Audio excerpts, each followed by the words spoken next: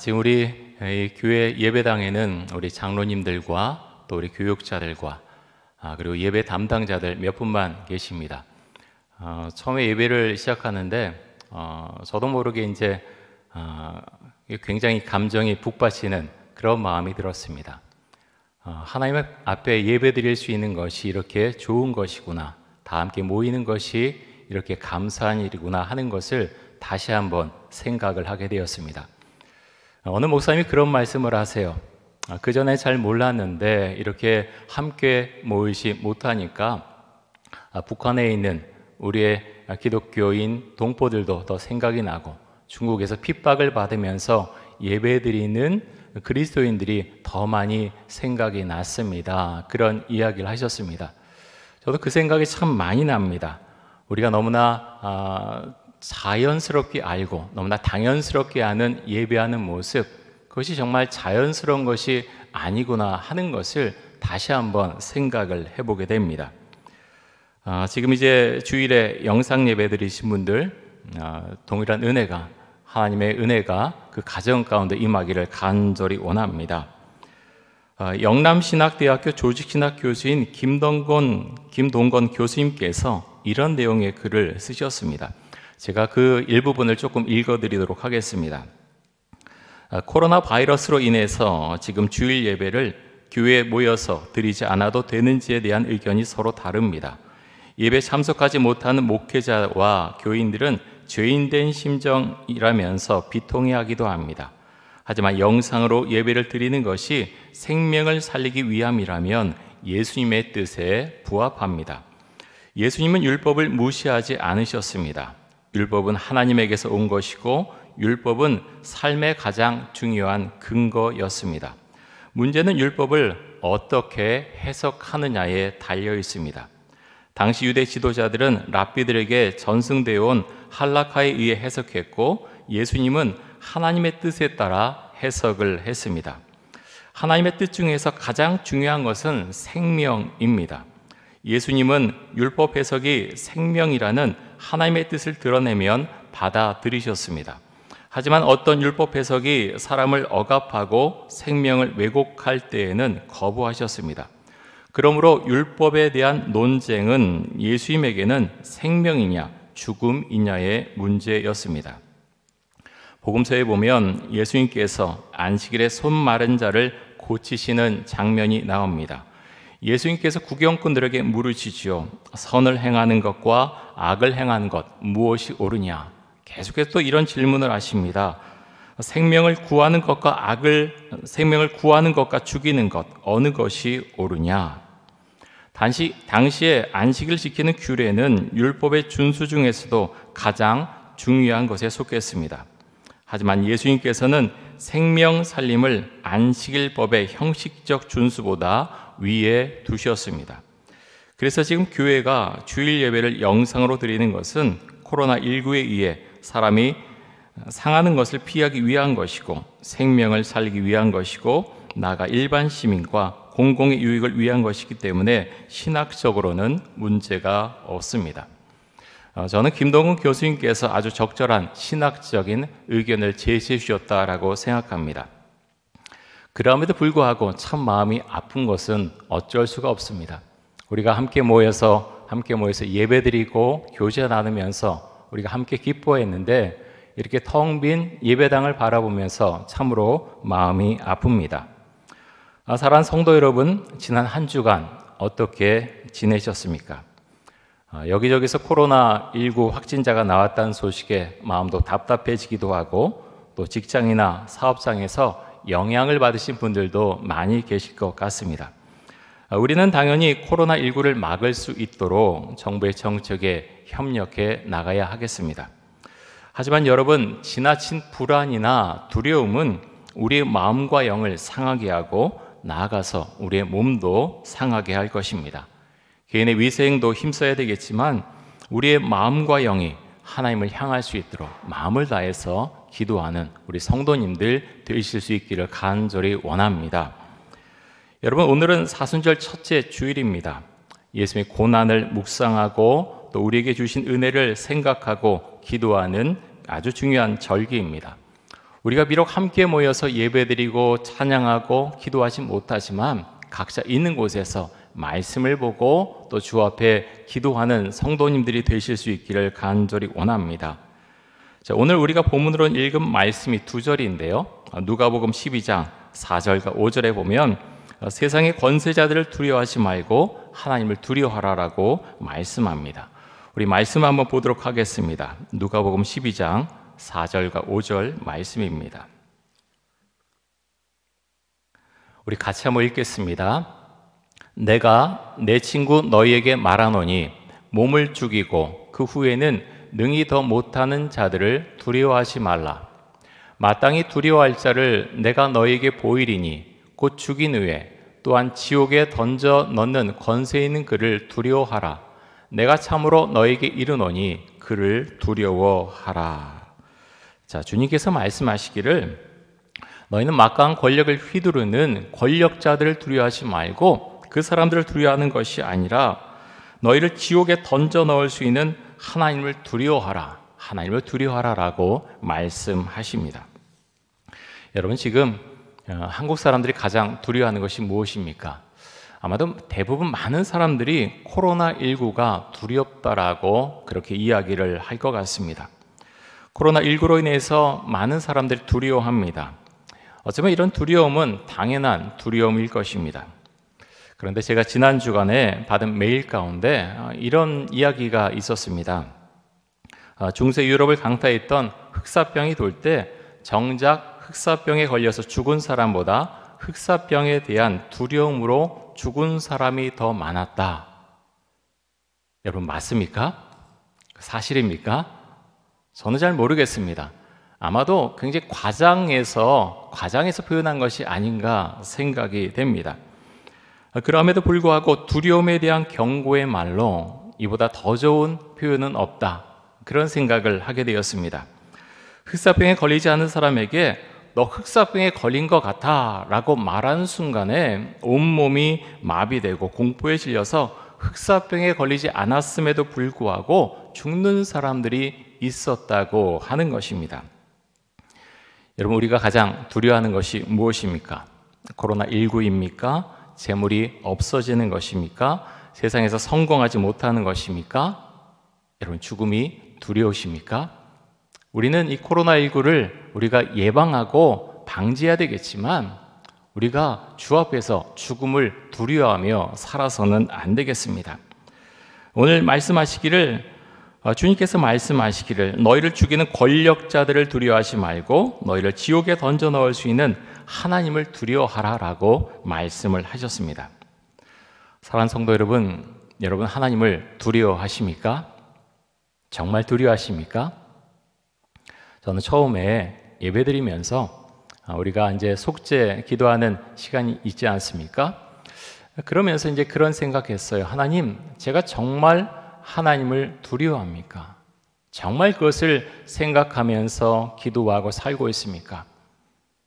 정말 설교할 때 하나님께서 우리를 보고 있다라는 것을 수없이 많이 선포하고 또 그렇게 이야기하면서 그렇게 믿고 있으면서도 삶 가운데 정말 주를 두려워하면서 주님께서 나의 모든 것을 알고 있다고 하는 것을 마음속에 고백하면서 제가 살고 있습니까? 짧은 시간이지만 그런 생각을 했고 또 주 앞에 그런 기도를 드렸습니다. 하나님은 우리와 친밀해지길 원하십니다. 하지만 여러분, 하나님은 우리를 다스리시고 우리의 삶을 이끄시는 분이심을 우리가 믿음으로 늘 고백할 수 있길 원합니다. 하나님은 하나님을 경외하라고 말씀하셨습니다. 경외한다라는 것은 공경하고 두려워한다라고 하는 의미를 갖고 있죠. 우리는 하나님을 믿습니다. 하나님을 공경하고 하나님을 믿고 또 하나님을 두려워하면서 그 은혜 가운데 살아가는 사람들입니다. 여러분, 요즘 방송이나 신문에 보면 기독교를 폄하하는 발언을 하는 사람들이 상당히 많이 있습니다. 인터넷에서 댓글을 다는 사람들도 그렇고 하나님의 이름을 망령되이 부르는 사람들이 아주 많아졌습니다. 왜 그렇게 할까요? 그 사람들이 그렇게 하는 이유는 하나님을 전혀 두려워하지 않기 때문에 그렇게 할 것입니다. 하나님의 말씀, 이 성경 말씀보다 내 생각이 더 옳아, 내가 옳다고 믿는 것이 더 맞다라고 하는 교만한 생각을 갖고 있기 때문에 그 사람들이 하나님의 이름을 모독합니다. 여러분, 교회가 잘못할 수 있습니다. 교회가 잘못하는 부분들 지적받으면 우리가 살펴보고서 수정할 필요가 있지요. 하지만 하나님의 이름을 망령되이 부르는 것은 결코 용서하지 못할 행동입니다. 하나님의 이름을 망령되이 부르는 자를 결코 죄 없다 하지 않을 것이라고 말씀하셨습니다. 여러분, 신천지 이만희 교주는 하나님을 두려워하지 않는 사람이죠. 하나님을 두려워한다면 그렇게 많은 사람들에게 거짓말을 하고 많은 사람들의 인생을 망가뜨리지 않았을 것입니다. 이만희 교주는 그런 이야기를 합니다. 요한계시록을 풀 수 있는 사람은 오직 나밖에 없다. 그런 주장을 하죠. 그런 잘못된 거짓말로 많은 사람들을 미혹해서 넘어지게 했습니다. 신천지에 빠진 사람들이 공통된 말로 이런 이야기를 합니다. 그곳에 가니까 기존교회보다 정말 잘해주더라 하는 이야기를 합니다. 하지만 여러분, 처음부터 신천지 교인들이 나는 신천지다 하면서 다가오진 않지요? 어떤 전략입니다. 전략. 마음속에 정말 사랑하고 잘해줘야 되겠다, 그것이 아니라 그렇게 전도해야지 내가 14만 4천에 들 수 있어서 내가 구원받을 수 있기 때문에 그런 잘못된 교리에 의해서 그렇게 행동을 한다고 하는 것입니다. 물론 친절하게 대하는 것, 그것은 우리가 마음속에 생각하고 교회 오시는 분들 친절하게 잘 대할 수 있어야 되겠습니다. 하지만 여러분, 신천지 교인들은 처음에는 그 대하는 사람들에게 자신 신천지라고 결코 말하지 않지요. 왜 그렇습니까? 왜 그렇게 자신의 신분을 숨깁니까? 떳떳하지 못하기 때문에 숨기는 것이죠. 그래서 신천지에 속한 사람들은 자신 신천지에 다닌다고 하는 것을 숨깁니다. 코로나19가 이렇게 우리나라에 급속하게 퍼진 주요한 이유 중에 하나는 신천지에 속한 사람들이 자신의 신분을 드러내기를 극도로 꺼렸기 때문에 라고 하는 것을 언론 보도를 통해서 이미 우리들은 잘 알고 있습니다. 여러분, 하나님을 정말 믿는 사람이라면 하나님 내가 믿는다고 하는 것 자랑할 수 있어야 합니다. 하지만 신천지 사람들은 그렇지 못하지요. 왜 그렇습니까? 이들이 믿는 것은 하나님이 아니라 이만희 교주를 믿기 때문입니다.